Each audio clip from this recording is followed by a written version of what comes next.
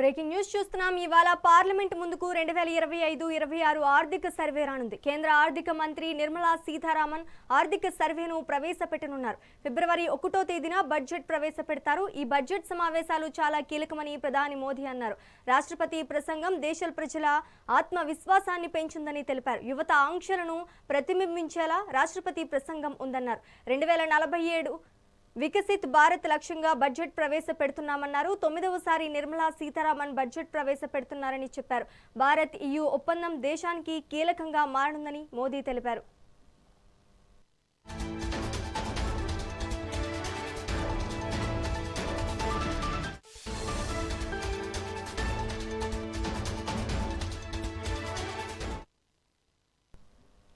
ఇవాళ పార్లమెంట్ ముందుకు 2025-26 ఆర్థిక సర్వే రానుంది. కేంద్ర ఆర్థిక మంత్రి నిర్మలా సీతారామన్ ఆర్థిక సర్వేను ప్రవేశపెట్టనున్నారు.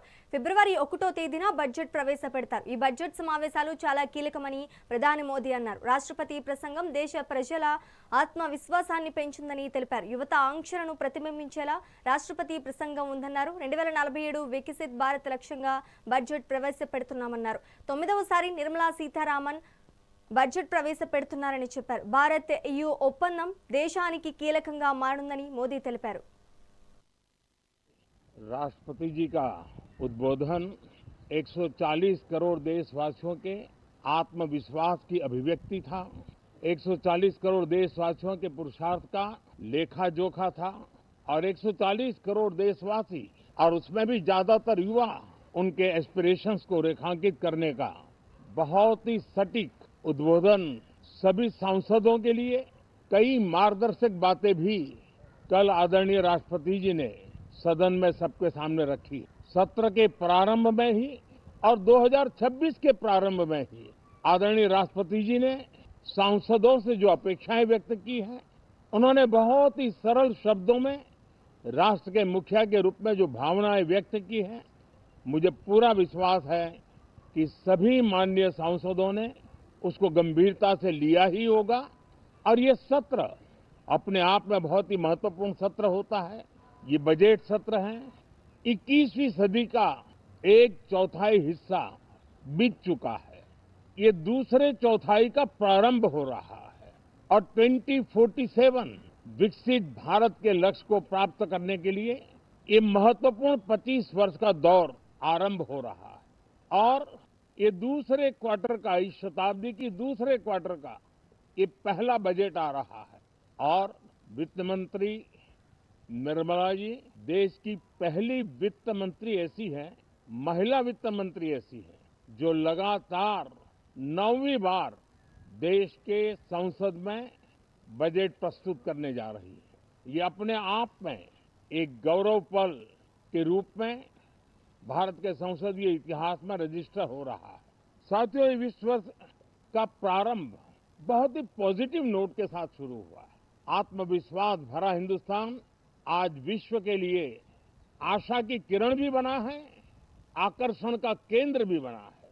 इस क्वार्टर के प्रारंभ में ही भारत और यूरोपियन यूनियन का फ्री ट्रेड एग्रीमेंट आने वाली दिशाएं कितनी उज्जवल है, भारत के युवाओं का भविष्य कितना उज्जवल है, उसकी एक झलक है।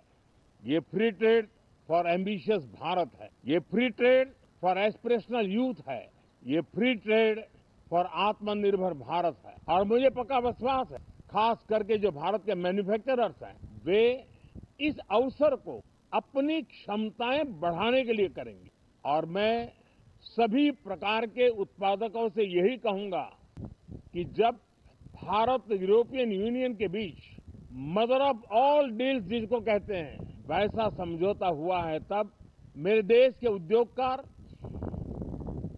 मेरे देश के मैन्युफैक्चरर्स अब तो बहुत बड़ा बाजार खुल गया,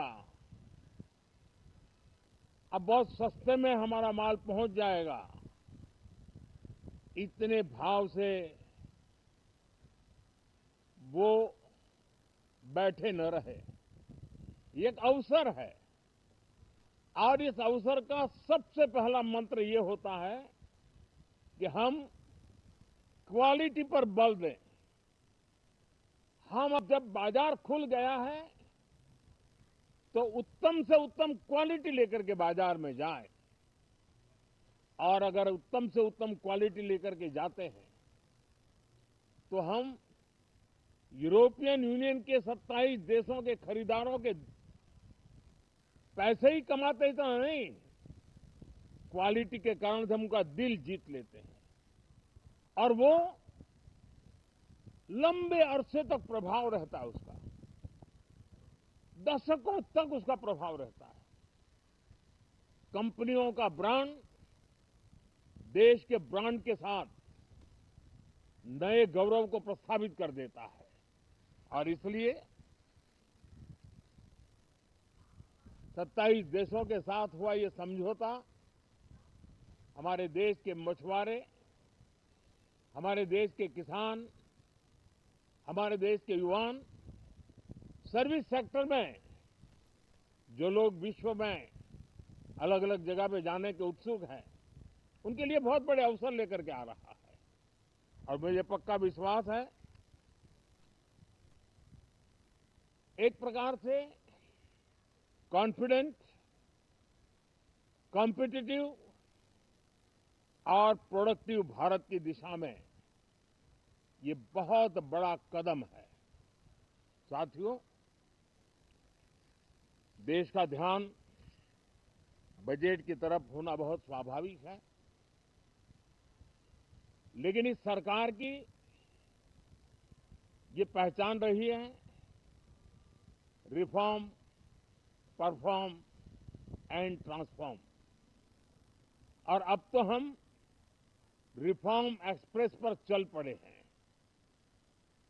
बहुत तेजी से चल पड़े हैं और मैं संसद के भी सभी साथियों का आभार व्यक्त करता हूं कि इस रिफॉर्म एक्सप्रेस को गति देने में वे भी अपनी सकारात्मक शक्ति को लगा रहे हैं और उसके कारण रिफॉर्म एक्सप्रेस को भी लगातार गति मिल रही है। देश लॉन्ग टर्म पेंडिंग प्रॉब्लम्स अब उससे निकल करके लॉन्ग टर्म सॉल्यूशंस के मार्ग पर मजबूती के साथ कदम रख रहा है और जब लॉन्ग टर्म सॉल्यूशंस होते हैं तब प्रेडिक्टेबिलिटी होती है जो विश्व में एक भरोसा पैदा करती है। हमारे हर निर्णय में राष्ट्र की प्रगति ये हमारा लक्ष्य है, लेकिन हमारे सारे निर्णय ह्यूमन सेंट्रिक है। हमारी भूमिका, हमारी योजनाएं ह्यूमन सेंट्रिक है।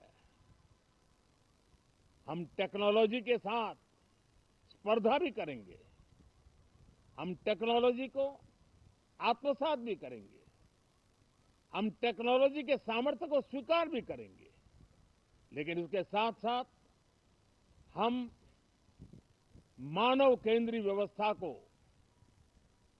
जरा भी कम नहीं आंकेंगे।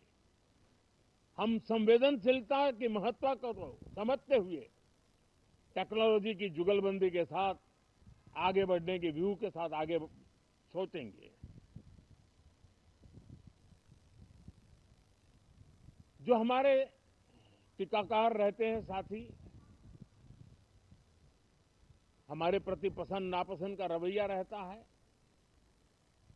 और लोकतंत्र में बहुत स्वाभाविक है, लेकिन एक बात हर कोई कहता है कि सरकार ने लास्ट माइल डिलीवरी पर बल दिया है। योजना फाइलों तक नहीं, लाइव तक पहुंचाने का प्रयास रहता है और यही हमारी जो परंपरा है उसको हम आने वाले दिनों में रिफॉर्म एक्सप्रेस में नेक्स्ट जनरेशन रिफॉर्म के साथ आगे बढ़ाने हैं। भारत की डेमोक्रेसी और भारत की डेमोग्राफी आज दुनिया के लिए एक बहुत बड़ी उम्मीद है। तब इस लोकतंत्र के मंदिर में हम विश्व समुदाय को भी कोई संदेश दें हमारे सामर्थ्य का, हमारे लोकतंत्र के प्रति समर्पण का, लोकतंत्र की प्रक्रिया के द्वारा हुए निर्णयों का सम्मान करने का ये अवसर है और विश्व इसको जरूर स्वागत भी करता है, स्वीकार भी करता है। आज जिस प्रकार से देश आगे बढ़ रहा है, आज समय व्यवधान का नहीं है, आज समय समाधान का है। आज प्राथमिकता व्यवधान नहीं है, आज प्राथमिकता समाधान है। आज भूमिका व्यवधान के माध्यम से रोते बैठने की नहीं है, आज हिम्मत के साथ समाधानकारी निर्णयों का कालखंड है। मैं सभी माननीय सांसदों से आग्रह करूंगा कि वे आएं, राष्ट्र के लिए आवश्यक समाधानों के दौर को हम गति दें, निर्णयों को हम शक्ति दें और लास्ट माइल डिलीवरी में हम सफलतापूर्वक आगे बढ़े। साथियों, आप सबका बहुत बहुत धन्यवाद।